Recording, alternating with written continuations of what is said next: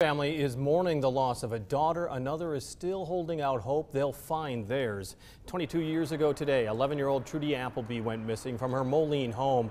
Last month, police put up those new billboards hoping to pressure someone into talking about what they know.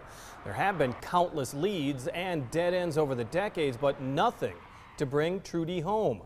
The family has held a vigil every year on this date. News 8's Catherine Bauer tells us why the family continues to hold out hope that Trudy will be found.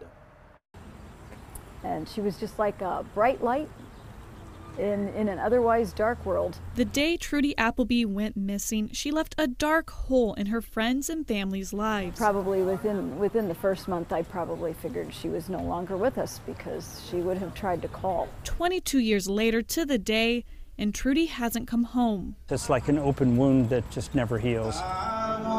Several dozen family members, friends, and supporters gathered in East Moline for the annual vigil, something they've done for each of the last 22 years. To remember Trudy and to make it known that we won't let her be forgotten and that nobody's going to stop until we find out the truth. Several billboards went up earlier this year, pleading for anyone with information to call Crime Stoppers. Usually we get some messages.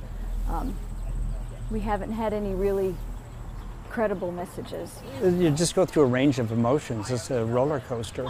And it's just very difficult to deal with because you never know. Until you find out, it's just going to always be a question. And while they're still looking for answers, the Applebys and those who care most about Trudy say they'll keep lighting these candles, hoping someone will have the answers that help find her. In East Moline, Catherine Bauer, WQAD News 8.